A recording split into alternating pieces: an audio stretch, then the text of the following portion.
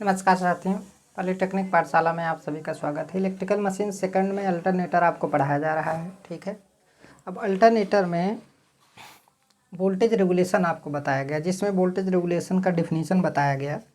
Voltage regulation में ये बताया गया कि रेटेड वोल्टेज के सापेक्ष जो है, जो नो लोड वोल्टेज है माइनस फुल लोड वोल्टेज ही क्या कहलाता है, वोल्टेज रेगुलेशन कहलाता है, जिसको हमने अच्छे तरीके से बताया। ठीक है, अब आपको वोल्टेज रेगुलेशन का अगला टॉपिक जो है पढ़ाएंगे। सबसे पहला मेथड आपका क्या है? सबसे पहला मेथड है आपका ईएमएफ और सिंक्रोनस इम्पीडेंस मेथड। ईएमएफ और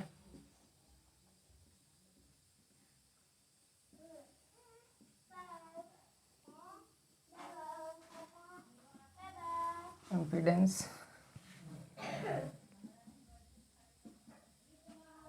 मेथड, ईएमएफ और सिंक्रोनस इम्पीडेंस मेथड। देखिए, वोल्टेज रेगुलेशन का ये भी ज्ञात करने का एक तरीका है, लेकिन ये मेथड अच्छा नहीं होता है। इसके बारे में आपको आगे बताएंगे जो है। देखिए, डिप्लोमा लेवल पे जो है बहुत ज़्यादा डीप जानने की ज़रूरत नहीं है, लेकिन हाँ, सारे टॉपिक को पढ़ना आपके लिए क्या है, ज़रूरी है। बहुत ज़्यादा डीप नहीं पढ़ना है। अकॉर्डिंग टू सिलेबस जो है, अब जैसे उसका इतिहास किसी भी चीज़ के बारे में बहुत ज़्यादा ब्रॉड है, ठीक है, तो उसके इतिहास के बारे में जानने की हमको ज़रूरत नहीं है। मेन चीज़ है वोल्टेज रेगुलेशन होता क्या है, इसका अधिक मान क्या कहलाता, मतलब अच्छा है कि नहीं है, और उसके बाद इसका लो मान कितना अच्छा है कितना ख़राब है, ये चीज़ के बारे में जानना है। कितना वोल्टेज रेगुलेशन हो सकता है लीडिंग लैगिंग जीरो पर, पावर फैक्टर पर, ठीक है। उसके बाद इसके क्या फार्मूले होते हैं, और उसके बाद कौन सा मेथड जो है अच्छा है, कौन सा मेथड ख़राब है, कौन से मेथड में किस चीज़ की ज़रूरत है, ये छोटी छोटी बेसिक चीज़ें जो है जाननी ज़रूरी हैं। पढ़ना आपको सब कुछ है, लेकिन किसी भी चीज़ के बारे में बहुत ही ज़्यादा गहराई से जा कर के जानने की ज़रूरत नहीं है। समझ में आया? क्योंकि बहुत ज़्यादा गहराई पर जाने की ज़रूरत है कि मतलब आप इससे भी बड़े लेवल का एग्ज़ाम आप देना चाहते हैं, तब तो आप उसके बारे में जाने, नहीं तो कोई बात ही नहीं है। तो ईएमएफ और सिंक्रोनस इम्पीडेंस मेथड। अब देखिए, इसमें क्या होता है, इसमें 3 टेस्ट किए जाते हैं। इसमें 3 टेस्ट किए जाते हैं। इसमें 3 टेस्ट किए जाते हैं। सबसे पहला है, ये तो सबसे पहला मेथड है, मान लीजिए। इसमें सबसे पहला है आर्मेचर रेजिस्टेंस टेस्ट।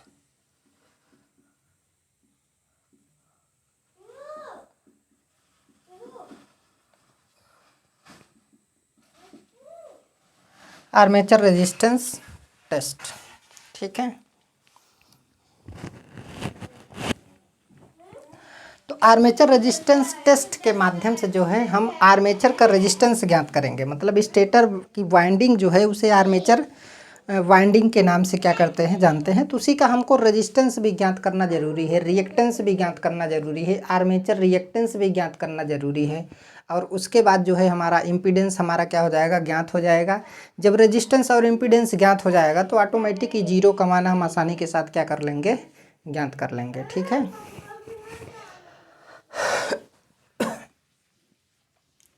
अब ध्यान से देखिए, आर्मेचर रेजिस्टेंस अगर टेस्ट करना चाहते हैं तो इस टेस्ट में मतलब किस किस मेथड के द्वारा ये टेस्ट किया जा सकता है। तो एक होता है एमीटर वोल्टमीटर मेथड। ए बोलो मत इधर।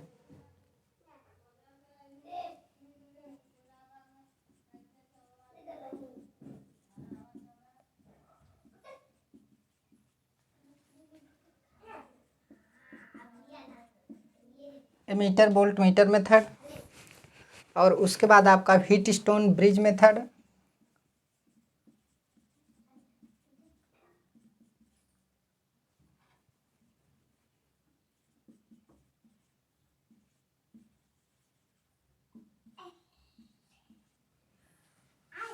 Heat stone bridge method, heat stone से भी आपका जो है रेजिस्टेंस क्या किया जाता है, मेजर किया जाता है। मीडियम हीट स्टोन से जो है मीडियम क्वालिटी के रेजिस्टेंस को मेजर किया जाता है और शुद्धता से मेजर किया जाता है। समझ में आया।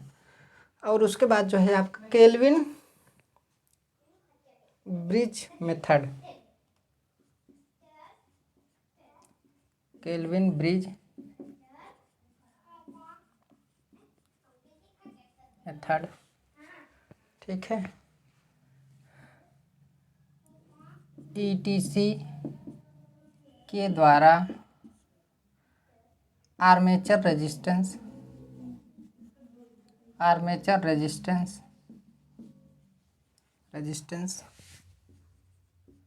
ज्ञात करते हैं। वो भी कैसे, डीसी सप्लाई दे करके। इसे डीसी रेजिस्टेंस टेस्ट के नाम से भी क्या करते हैं, जानते हैं।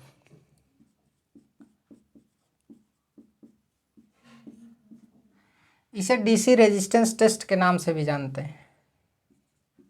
इसे डीसी रेजिस्टेंस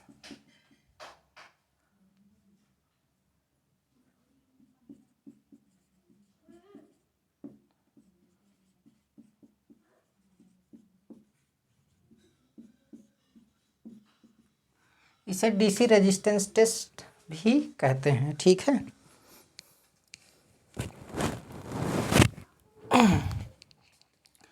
तो डीसी रेजिस्टेंस टेस्ट देखिए, अब डीसी के केस में जो रेजिस्टेंस आता है उसे आर ए डी से क्या करते हैं, रिप्रेजेंट करते हैं। आर ए डी क्या है, डीसी आर्मेचर रेजिस्टेंस,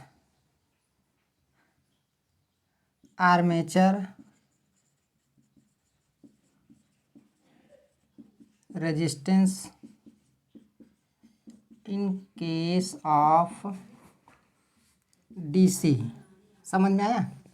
अब देखिए ये कैसे ज्ञात किया जाता है। जैसे अगर एक एमीटर वोल्ट मीटर मेथड की बात की जाए तो मान लीजिए हमारा, आपको पता है कि अल्टरनेटर क्या होता है, स्टार कनेक्टेड होता है। तो स्टार कनेक्टेड का मतलब है स्टार हमारा कुछ इस तरीके का होता है। तो किसी एक फेज की मैं बात कर रहा हूँ, ये हमारा क्या है, एक बाइंडिंग है।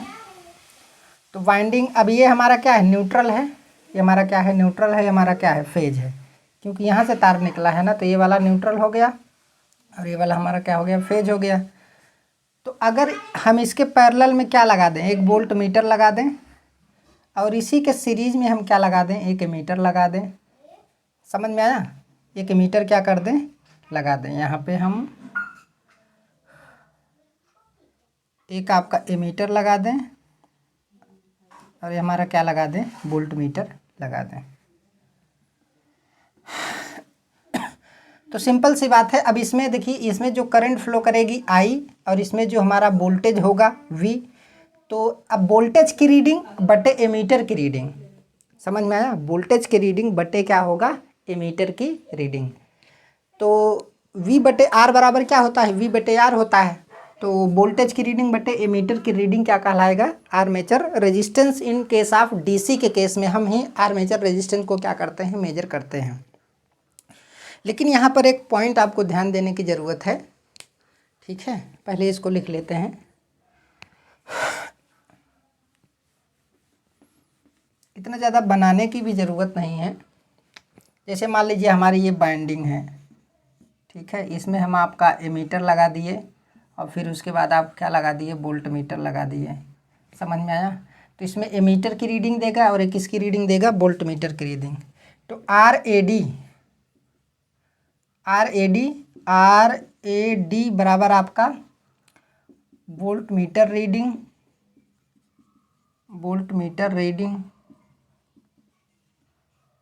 बटे आपका एमीटर रीडिंग।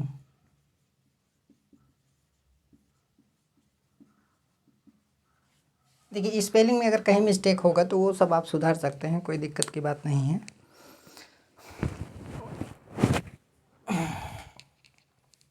जैसे यहाँ पे शायद जो है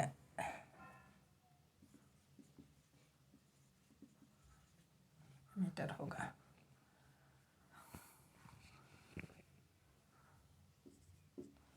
एमीटर वोल्ट मीटर मेथड, ठीक है। तो ये तो डीसी के केस में रेजिस्टेंस आया, लेकिन अगर एसी की बात की जाए तो एसी के केस में रेजिस्टेंस जो है निकल करके ज़्यादा आता है। एसी के केस में जो रेजिस्टेंस होता है वो निकल करके ज़्यादा आता है। कारण क्या है? क्योंकि एसी के केस में स्किन इफेक्ट होता है। स्किन इफेक्ट का मतलब क्या है? स्किन इफेक्ट के केस में overall cross section area less हो जाता है। जब क्रॉस सेक्शन एरिया जब लेस हो जाएगा तो उस कंडीशन में क्या होता है कि रेजिस्टेंस आपका क्या हो जाता है? इंक्रीज हो जाता है। कारण क्या है स्किन इफेक्ट का? एसी के केस में जो एसी आपका करंट होता है वो कंडक्टर के आउटर सरफेस से होकर के क्या करता है? फ्लो करता है। तो कंडक्टर के आउटर सरफेस से एसी करंट का फ्लो होना ही स्किन इफेक्ट कहलाता है। समझ में आया? अगर पूरे क्रॉस सेक्शन एरिया से होकर के फ्लो करता तब तो ठीक था, तब तो रेजिस्टेंस हमारा ना इंक्रीज होता। लेकिन अगर देखा जाए जैसे हमारा क्रॉस सेक्शन एरिया है, ये हमारा क्या है? क्रॉस सेक्शन एरिया है। तो डीसी के केस में पूरे क्रॉस सेक्शन एरिया से करंट क्या करेगी? फ्लो करेगी। तो ये डीसी के केस में हो गया। अगर एसी के केस की बात की जाए तो करंट हमारा जो है केवल ऊपरी क्रॉस सेक्शन से ही क्या करता है? फ्लो करता है, और इतना एरिया हमारा किसी भी प्रकार के यूज का नहीं रह जाता, नो यूज। समझ में आया? तो जो हमारा क्या कहते हैं एसी करंट होता है वो कंडक्टर के आउटर सरफेस से क्या करता है? फ्लो करता है। बीच का तो एरिया का कोई काम ही नहीं है। समझ में आया? अब उसका भी कारण है। जब पावर सिस्टम आपको पढ़ाया जाता है, टीडीपी आपको पढ़ाया जाता है, तो वहाँ पर बताया जाता है स्किन इफेक्ट के बारे में। अभी फिलहाल ये जानिए कि स्किन इफेक्ट जो है किसी भी कंडक्टर में एसी के केस में जो है करंट का आउटर सरफेस से फ्लो होने की जो नेचर है, जो प्रवृत्ति है, उसी को क्या बोला जाता है? स्किन इफेक्ट बोला जाता है। और स्किन इफेक्ट जब होता है किसी भी कंडक्टर में तो कंडक्टर के पूरे क्रॉस सेक्शन एरिया का यूज नहीं हो पाता है, जिसकी वजह से अब देखिए, सोचिए केवल इतना ही एरिया यूज हो रहा है, इतना एरिया यूज हो रहा है। ये वाला एरिया जो है आपका क्या है? नो यूज हो रहा है। तो इसका मतलब क्या है? टोटल में से अगर इतना घटा देंगे तो ओवरऑल अगर देखेंगे तो क्रॉस सेक्शन एरिया क्या हो जाएगा? घट जाएगा। मतलब कंडक्टर मटेरियल भी घट जाएगा। तो आउटर सरफेस से फ्लो होना ही क्या कहलाता है? स्किन इफेक्ट कहलाता है। तो इससे रेजिस्टेंस क्या हो जाता है? बढ़ जाता है। इससे रेजिस्टेंस हमारा क्या हो जाता है? बढ़ जाता है। ठीक है। तो अब कितना रेजिस्टेंस बढ़ जाता है उसी के बारे में हम यहाँ पे क्या करेंगे? देखेंगे। इसको मैं मिटा दे रहा हूँ, सभी लोग इसको देख लीजिएगा।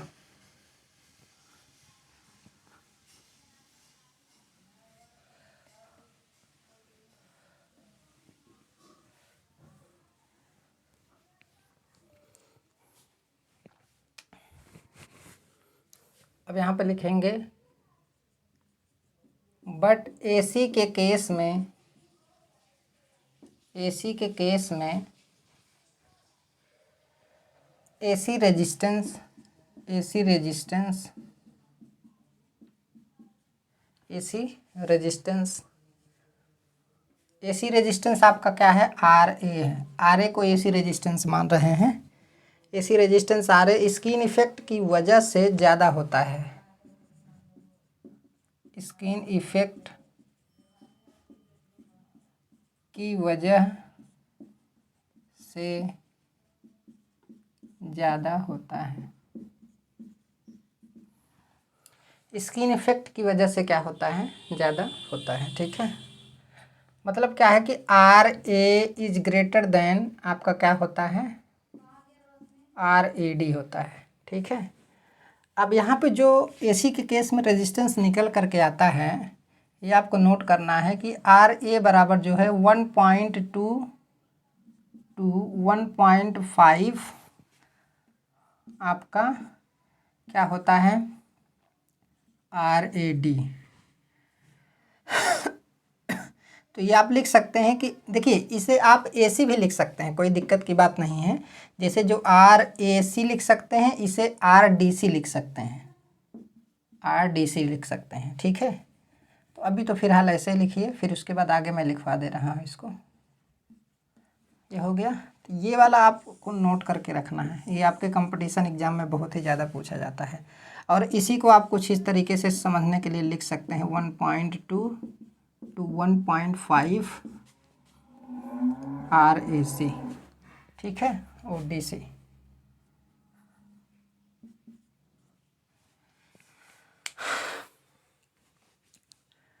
तो इतना रेजिस्टेंस क्या किया जाता है, लिया जाता है। जनरली जो एग्ज़ाम में पूछा जाता है वो RAC बराबर 1.2 RDC।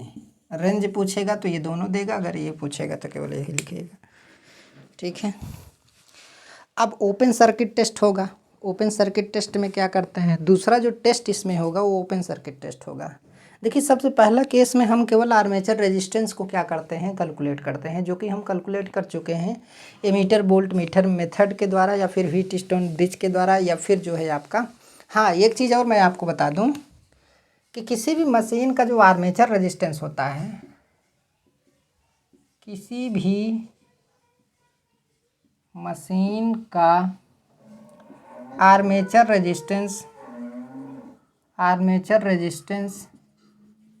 रेजिस्टेंस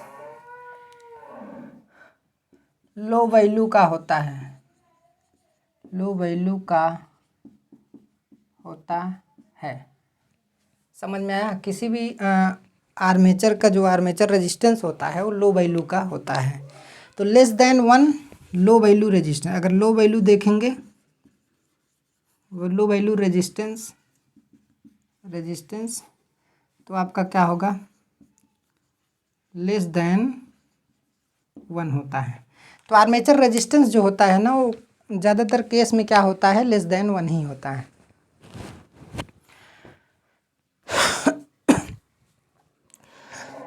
हो गया, इसको मैं मिटा दे रहा हूँ, ठीक है।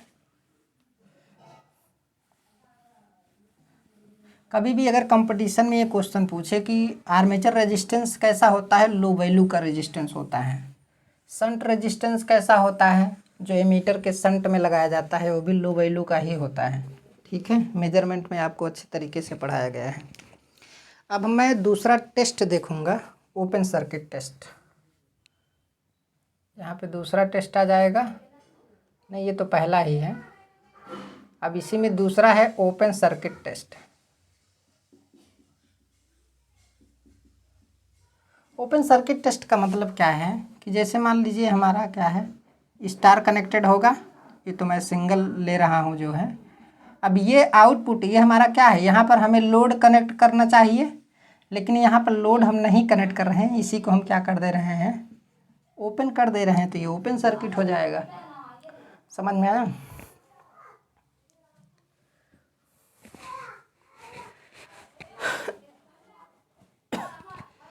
यह देखिए ओपन सर्किट टेस्ट में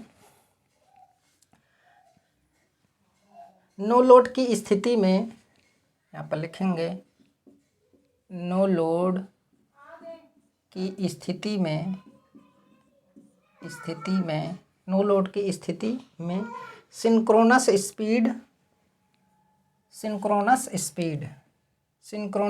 को NS से रिप्रेजेंट करते हैं।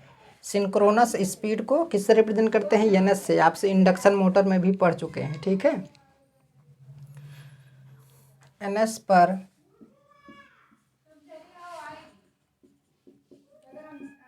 चलने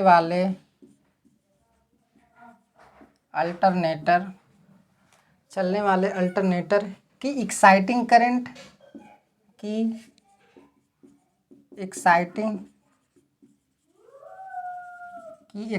करंट तथा इंड्यूस्ड EMF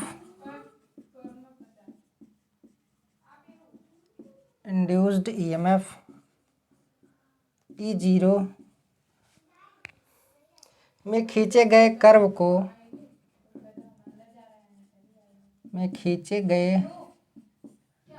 को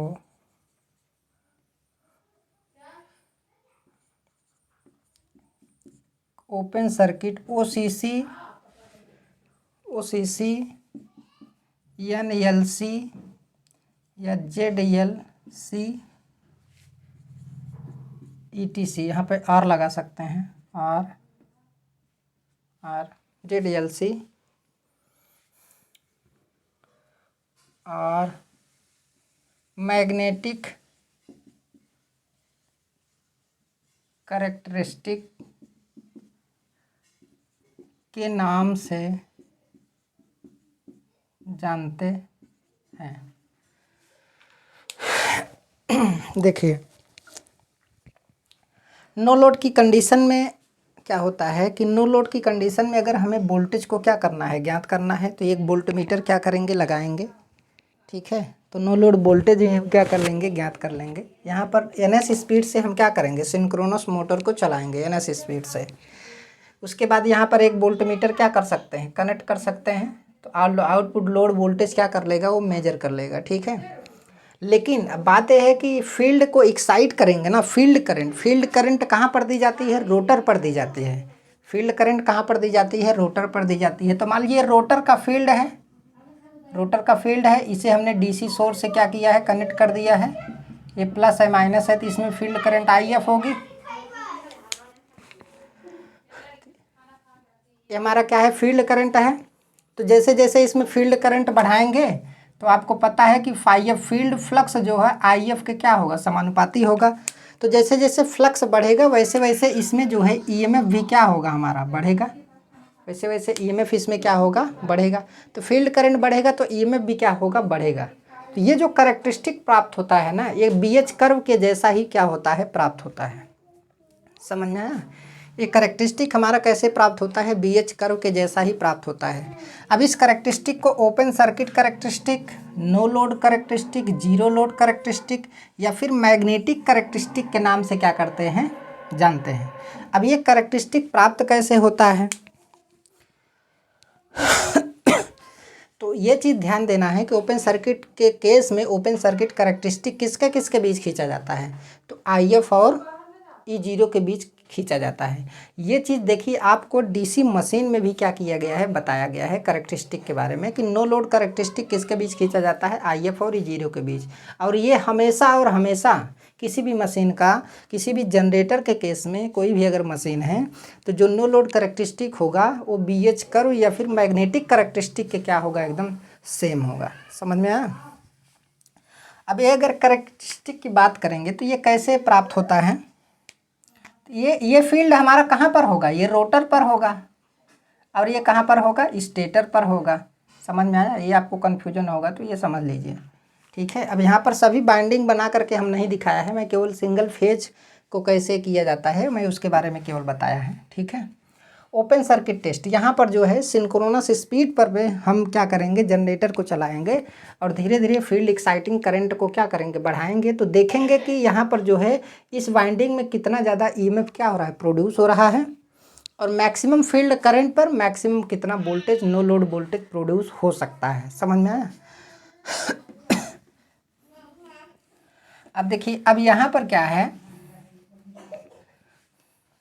अब इसका कैरेक्टरिस्टिक अगर देखेंगे तो इसका कैरेक्टरिस्टिक कुछ इस तरीके से प्राप्त होता है। ये फील्ड करंट हमारा IF है और ये हमारा क्या है, आपका E0 है। अब ये कैरेक्टरिस्टिक ऐसे प्राप्त होता है। समझ में आया। अब ऐसे क्यों हो गया, देखिए अभी फील्ड करंट बढ़ा रहे हैं तो वोल्टेज का मान हमारा बढ़ रहा है, लेकिन यहाँ पर क्या है, अब सेचुरेशन पॉइंट आ रहा है। तो सेचुरेशन पॉइंट का मतलब क्या है कि भाई एक लिमिट तक ही फील्ड करंट को हम बढ़ा सकते हैं। एक लिमिट तक फील्ड करंट बढ़ाएंगे या फिर फील्ड करंट का मान बढ़ाते चले जाएंगे, लेकिन फ्लक्स का बढ़ना क्या हो जाएगा, बंद हो जाएगा। जब फ्लक्स हमारा कांस्टेंट हो जाएगा तो यहाँ पर क्या होता है, लगभग फ्लक्स हमारा मेन फ्लक्स क्या हो जाता है, कांस्टेंट हो जाता है। कांस्टेंट क्यों हो जाता है, ये सेचुरेशन पॉइंट है, सेचुरेशन पॉइंट।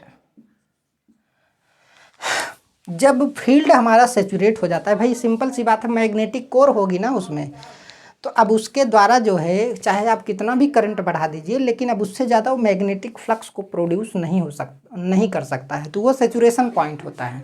तो इसीलिए ये कर्व थोड़ा सा झुका हुआ प्रतीत हो रहा है। धीरे धीरे देखिए यहाँ पे क्या हो रहा है, घट रहा है। अब अभी तो यहाँ से क्या हो रहा था, बढ़ रहा था, लेकिन अब क्या हो रहा है, घट रहा है। अब धीरे धीरे ये कर्व ऐसे जाएगा। समझ में आया। तो ये क्या है, open circuit characteristic. Open circuit characteristic या इसी को क्या बोलते हैं, BH लूप, BH कर्व। इसी को किसके नाम से जानते हैं, BH कर्व के नाम से भी क्या करते हैं, जानते हैं। तो इसके माध्यम से जो है E0 की वैल्यू को हम क्या कर लेंगे, इस टेस्ट से E0 की वैल्यू को हम आसानी के साथ क्या कर सकते हैं, कैलकुलेट कर सकते हैं। समझ में आया? तो आज का क्लास यहीं तक, धन्यवाद।